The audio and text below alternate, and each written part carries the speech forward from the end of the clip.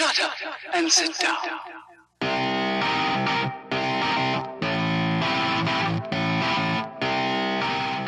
Hello Internet surfers and welcome to the effing news, bringing you the best articles of internet that speak truth to power. On this report, the headline of the Duran.com by Andrew Korybko says, Russia's food shipments to Qatar are a soft power masterstroke. Russia is brilliantly branding itself as a Muslim-friendly country by sending food relief to Qatar during Ramadan, and it's also setting the stage for Al Jazeera to become more neutral in its coverage of Moscow's Mideast policies too. The Qatari-Saudi Cold War is a geopolitical scheme cooked up by the US and UAE, as I explained in my 21st Century Wire article about the Machiavellian plot to provoke Saudi Arabia and Qatar into a blood border war. But it's not exactly a surprise that it happened. In my September 2016 forward-looking analysis about the GCC, the tripartite's big barter in the Eurasian Balkans, prescient forecast that a second round of Gulf tensions was bound to occur, and that the great power tripartite of Russia, Iran and Turkey could cooperate with Qatar in helping to break Riyadh's stranglehold on the GCC.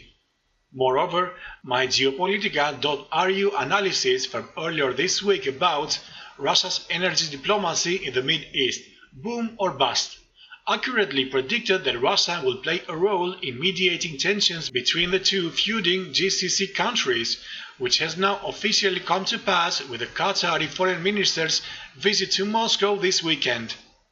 There are concrete geostrategic reasons why Russia is making itself available to Qatar as a mediator, and this mostly have to do with positioning Moscow as a supreme balancing force all across the Eurasian supercontinent and probing the potential for a gas OPEC between the two and Iran.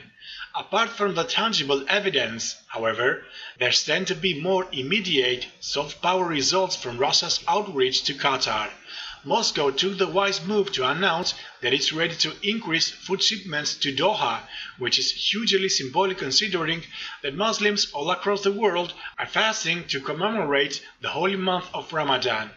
For readers who aren't aware of what this entails, Muslims fast all throughout the day and then eat a large multi-dish meal after sunset during iftar. Ramadan is supposed to be a month of Islamic solidarity and celebration, but regrettably, Saudi Arabia decided to launch its asymmetrical aggression against Qatar at this time, and the self-inflicted reputational consequences have already been severe. Many Muslims from all across the world have voiced their disgust on social media, unable to believe that the custodian of the two holy mosques would dare cut off food shipments to a fellow member of the Ummah, meaning international Muslim community, during this holy month.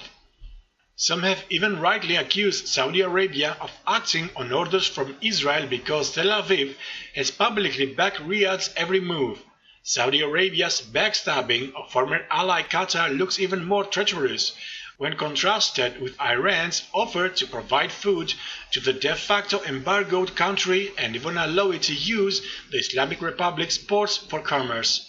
This isn't supposed to happen, at least according to the radical sectarian narrative promoted by Saudi Arabia, but the very fact that Shiite Iran is extending humanitarian assistance to Sunni Qatar debunks the manufactured Sunni-Shiite geopolitical split that Riyadh had been heavily promoting for decades. What's more, Russia's food shipments to Qatar, therefore, take on an even more heightened symbolic meaning in this context. Russia's grand strategy is to become the Eurasian balancer, and it can only do this by peacefully managing intra-Islamic relations between the Sunni and Shiite communities. Moscow's policies aren't sectarian by any measure, though they've unfortunately been branded as such by some Muslims and especially Qatar's Ummah-wide Al Jazeera media outlet due to the misleading perception that they supposedly only benefit Shiites, Alawite, President Assad and Iran. This is the wrong way to interpret Russia's anti-Daesh intervention, but it's unfortunately convenient for agenda-driven actors to frame the game-changing events over the past couple of years along these lines. One of those self-interested forces which actively promoted this idea and deliberately fanned the flames of sectarian violence is Qatar through its publicly financed Al Jazeera platform, though interestingly, Doha is now in a position of semi-strategic dependency on Moscow, which could potentially lead to a more neutral shift in the station's coverage of Moscow's Middle East policies.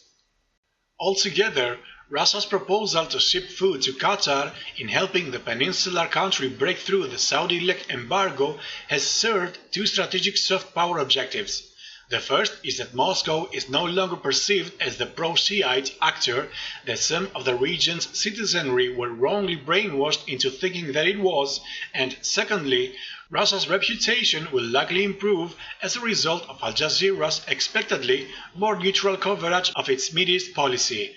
Considering that Al Jazeera is largely responsible for this false sectarian narrative anyhow, Russia's humanitarian courtship of Qatar during Ramadan could go a long way in sustainably reversing this if Doha directs the station to more neutrally cover Moscow's Middle East moves as a sign of gratitude for its support. The soft power surge that this would give to Russia's regional policy is immeasurable, and it would advance Moscow's grand strategic goal of becoming the premier balancing force in Eurasia, especially as it relates to easing tensions surrounding the US recent aggravation of the Sunni-Shiite split. Thank you for watching, and if you enjoyed this video and found it informative, please consider supporting us through equipment funding so we can provide you with the best experience. A big thank you to our Patreon supporters. Tell me what you think about the report in the comments, and please share, like and subscribe to join the fight against the propaganda fake stream media. This is Too Short signing out.